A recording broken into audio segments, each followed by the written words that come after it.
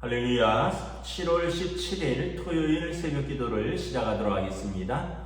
사도신경으로 우리의 신앙을 고백하시겠습니다. 나는 전능하신 아버지 하나님 천지의 창조주를 믿습니다. 나는 그의 유일하신 아들 우리 주 예수 그리스도를 믿습니다. 그는 성령으로 잉태되어 동정녀 마리아에게서 나시고 본디오 빌라도에게 고난을 받아 십자가에 못 박혀 죽으시고 장사된 지 사흘 만에 죽은 자 가운데서 다시 살아나셨으며 하늘에 오르시어 전능하신 아버지 하나님 우편에 앉아 계시다가 거기로부터 살아있는 자와 죽은 자를 심판하러 오십니다. 나는 성령을 믿으며 거룩한 공교회와 성도의 교제와 죄를 용서받는 것과 몸의 부활과 영생을 믿습니다. 아멘. 찬송가 170장 찬양하시겠습니다. 찬송가 170장입니다.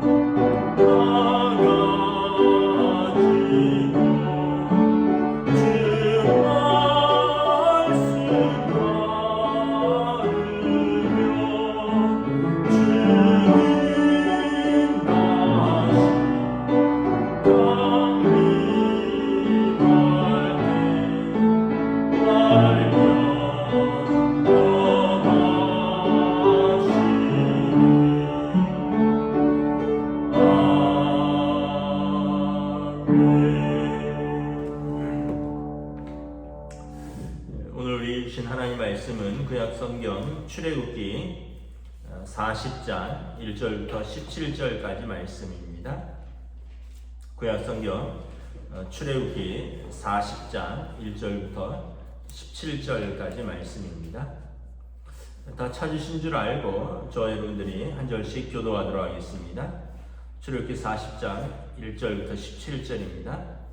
여호와께서 모세에게 말씀하여 이르시되 너는 첫째 달 초하루에 성막 곧 회막을 세우고 또 증거궤를 들여놓고 또 휘장으로 그 궤를 가리고 또 상을 들여놓고 그 위에 물품을 진설하고 등전대를 들여놓아 불을 켜고 또 금 향단을 증거궤 앞에 두고 성막문에 휘장을 달고 또 번제단을 회막의 성막 문 앞에 놓고 또 물두멍을 회막과 제단 사이에 놓고 그 속에 물을 담고 또 뜰 주위에 포장을 치고 뜰문에 휘장을 달고 또 관여를 가져다가 성막과 그 안에 있는 모든 것에 발라 그것과 그 모든 기구를 거룩하게 하라. 그것이 거룩하리라.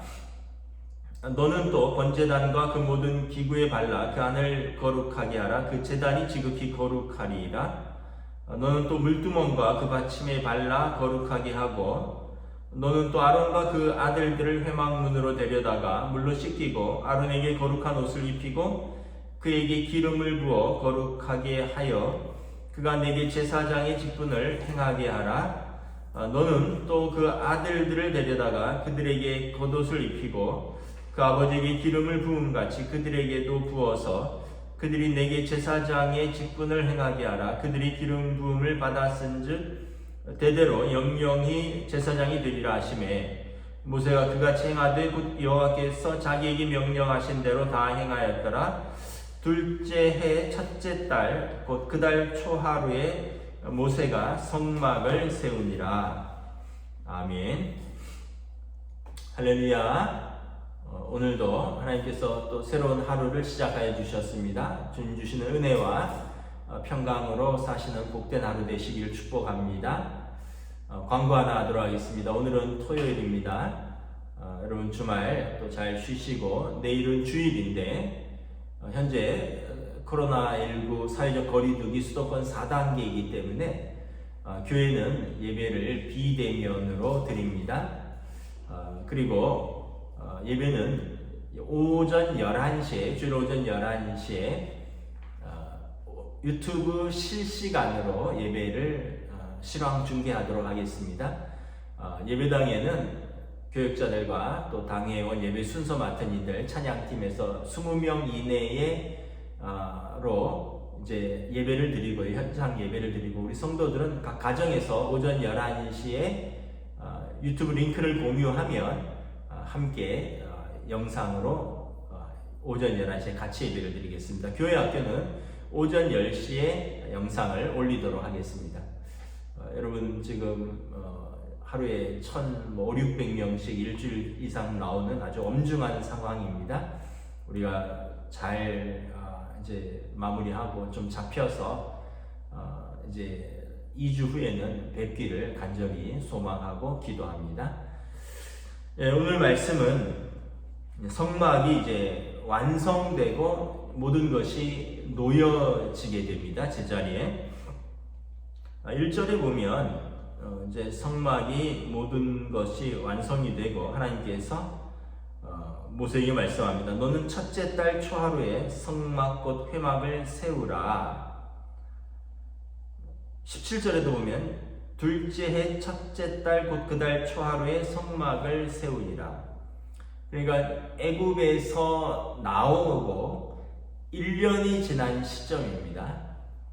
그들이 1년 동안 이제 시내산에서 머무르면서 하나님 앞에서 처음에는 시내산에 도착해서 40일 동안 모세가 십계명을 받는 동안 그들이 산 밑에서 있다가 금송아지를 섬겼죠. 그리고 하나님께서 진노하시고 또 하나님의 징계 이후에 두 번째 모세가 십계명을 받으러 40일을 또 올라갑니다. 그리고 나서 다녀와서 모세가 하나님이 임재하실 성막을 지으라 말씀을 하고 하나님의 명령대로 성막을 짓습니다. 이때 이 총 기간이 이제 애굽에서 나온 출애굽 둘째 17절에 보면 둘째 해 첫째 달 곧 그 달 초하루. 그러니까 둘째 해라는 얘기는 출애굽한 두 번째 해다라는 것입니다. 그리고 상징적으로 둘째 해 첫째 달 그 달 초하루. 그러니까 첫째 달, 그러니까 쉽게 얘기하면 출애굽한 그 다음 날 1월 1일이라는 뜻입니다. 그러니까 완전히 새로운 한 해가 되는 날을 말을 하는 것이죠. 어제 말씀드렸지만 이 성막에는 어떤 새 창조의 의미가 있다라고 했습니다. 그들의 금송아지로 인한 불순종, 하나님의 진노, 그리고 모세의 중보기도 이후에 하나님께서 뜻을 돌이키사 그들과 같이 동행하시기로 하셨는데 같이 동행하실 그 성막을 지으라고 말한 거죠. 그래서 성막 건설은 하나님의 명령대로 지어졌고 그리고 이것은 마치 창세기에 하나님께서 세상을 창조하신 것 같이 성막을 통하여 하나님의 임재의 어떤 새 창조의 신학적인 의미가 있다고 했습니다. 그래서 출발하는 해도 첫째 해는 실패했지만 둘째 해 1월 1일 날 다시 출발을 하는 것입니다. 새롭게 하나님께서 기회를 주시는 것이죠. 그래서 성막의 완성은 금송아지 사건 이후에 하나님께서 뜻을 돌이키시고 다시 그들과 재계약을 맺으시고 그들과 함께 하시겠다는 약속, 그 첫째 날이 되는 것입니다. 그러면서 이제 성막이 완성이 되고 2절부터 보면 바깥에 테두리를 장막을 세우고 그리고 그 안쪽에 증거궤를 들여놓고 지성소 안에 증거궤를 들여놓고 휘장으로 궤를 가리고 상을 들여놓고 떡상이죠. 그 다음에 물품 떡을 진설하고 등잔대를 들여놓아 불을 밝히고 금향대를 증거궤 앞에 두고 성막문에 휘장을 달고 여기까지가 성소죠. 그리고 이제 번제단을 회막의 성막 문 앞에 놓고 물두멍을 회막과 번제단 사이에 놓고 그래서 그 위치들이 이렇게 다 자리 잡는 거죠. 또 뜰 주위에 포장을 치고 뜰 문에 휘장을 달고 그 외곽에 장막을 칠하는 얘기죠. 그리고 이제 성막의 장막에 들어가는 문을 휘장 형태로 다는 것입니다. 그래서 하나님이 말씀하신 대로 순서대로 하나하나 다 자리를 잡는 거죠. 뭐 오늘 본문은 아닌데 여러분 이렇게 쭉 보면 19절 보면 여호와께서 모세에게 명령하신 대로 되니라. 21절에도 보면 여호와께서 모세에게 명령하신 대로 되니라. 23절에도 여호와께서 모세에게 명령하신 대로 되니라. 이제 계속 하나님께서 명령하신 대로 성막이 다 완성되고 그리고 모세와 그 제사장들이 하나님의 명령하신 그대로 성막에 기물들을 설치하는 것을 바라봅니다. 그래서 교회는 여러분 하나님의 말씀대로 이루어져 가는 교회, 그리고 하나님의 뜻에 순종하고 하나님의 뜻대로 이루어져 가는 교회가 참된 교회이고 하나님 마음에 합당한 교회가 되는 것입니다. 자, 이제 성막의 기물들을 다 제자리에 놓은 다음에 무엇을 하냐 하면 이제 기름을 바릅니다. 9절에 보면 관유를 가져다가 이제 성막과 그 안에 있는 모든 것에 발라서 모든 기구를 거룩하게 합니다. 그래서 이제 특별하게 만든 기름으로 모든 기구를 발라서 거룩하게 하고요.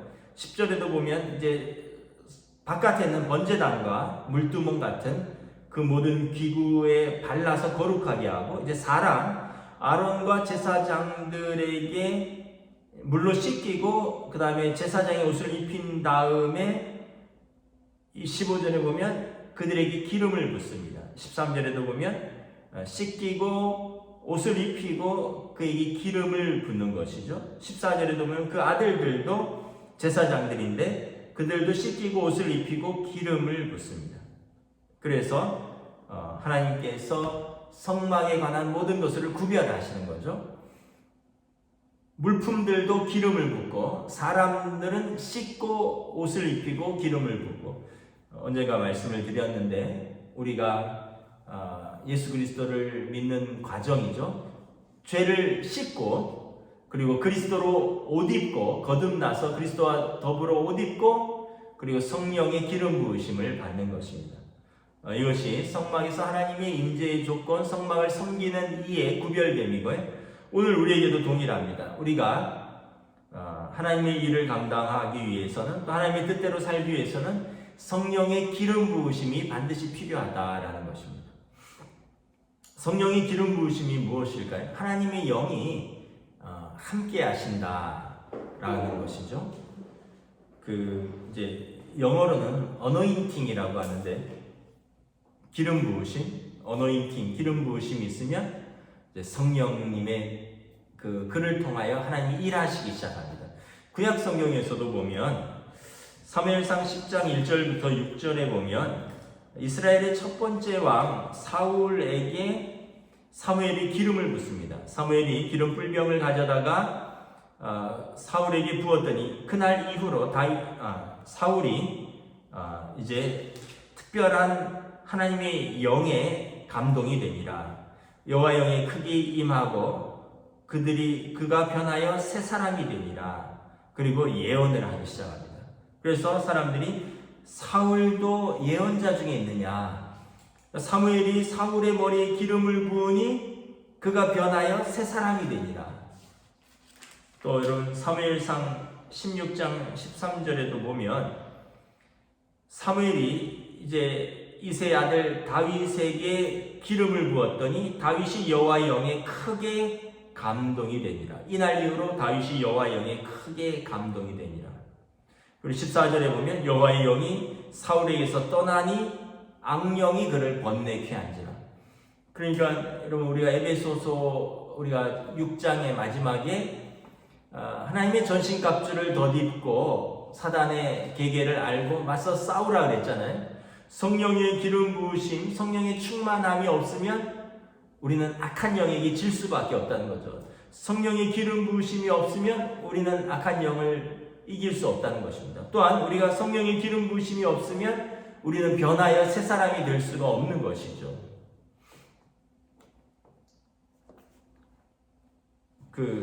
제가 아는 이제 후배 목사님이 있는데 이분이 이제 고등학교 2학년 때 예수님을 처음 만났습니다.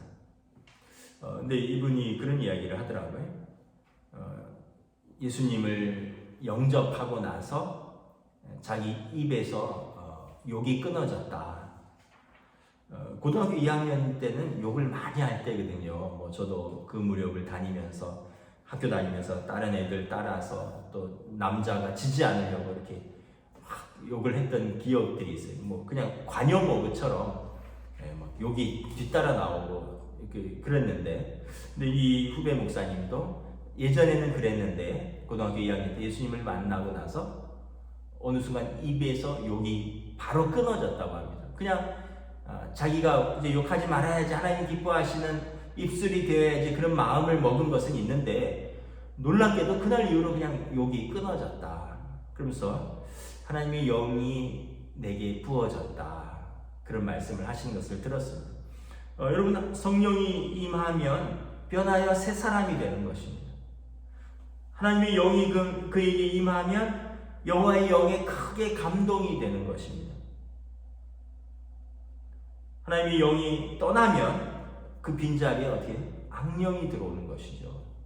그래서 우리가 그리스도를 덧입고 성령 충만한 것이 여러분 영적 전쟁에서 승리하는 비결인 것입니다.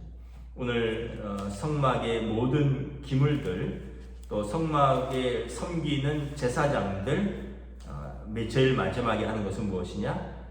기름을 바르는 것, 관유를 발라서 구별시키고 거룩하게 이제 기름을 붓는 것인데, 이것은 신약에서 성령 충만한 성도들의 모습을 상징한다는 것입니다. 성령 충만한 자에게 하나님의 영이 임재하시는 것입니다. 그래서 우리가 그런 표현들이 있잖아요. 여러분, 아무리 예쁜 그릇이 있고 또 아무리 귀한 그릇이 있어도 그릇이 깨끗하지 못하면 그 그릇을 쓸 수가 없는 거죠. 손님이 왔는데 손님을 대접하려고 하는데 명품 그릇이 있다 할지라도 그 그릇이 지저분하면 그 그릇에 손님에게 대접할 음식을 담을 수가 없습니다. 반대로 여러분, 그냥 소박한 그릇이고 그렇게 비싸지 않은 그릇이라 할지라도 주인이 쓰고자 할 때 깨끗이 비워져 있고 그리고 준비가 되어 있으면 주인이 그 그릇을 쓰는 거죠. 제가 말씀드리고자 하는 것은 뭐냐 하면 이 시대에 흙수저도 있다 그러고 금수저도 있다 그러고 은수저도 있다 그러고 또 어떤 부모의 어떤 사닥다리도 있다 그러고 출발선이 다르다고도 하고, 야구에서 어떤 사람은 1루에서 뛰고 어떤 사람은 3루에서 출발한다 그러고 이 세상이 참 불공평하다는 거예요. 날 때부터 우리가 부모를 선택하고 내 환경을 내가 스스로 선택할 수 없는데 나와보니까 누구는 금수저고 누구는 흙수저고, 나와보니까 누구는 출발점이 3루고 누구는 출발점이 제로 베이스에서 시작을 하는 거고. 근데 여러분, 그게 중요한 게 아니라 하나님이 쓰시고자 할 때 금수저라도 더러우면 쓰실 수가 없다는 거예요. 하나님이 쓰시고자 할 때 제일 밑바닥에서 있는 것 같지만 출발점에서 그가 깨끗하면 하나님이 그를 쓰시는 거죠. 그래서 저와 여러분들이 우리가 악인의 형통함을 부러워하고 또 세상의 어떤 그 풍조를 부러워하는 것이 아니라, 우리는 하나님이 우리와 함께 계시니까 하나님이 우리와 동행하시기를 원하고, 하나님이 우리를 쓰시고자 할 때 마음껏 쓰실 수 있는 우리 자신이 정결한 그릇이 되는 것입니다. 성령의 기름 부음을 받아서 성령 충만하여 하나님의 영에 사로잡힌 사람이 되면 하나님께서 어떤 형편에 있든지 쓰시는 것이죠.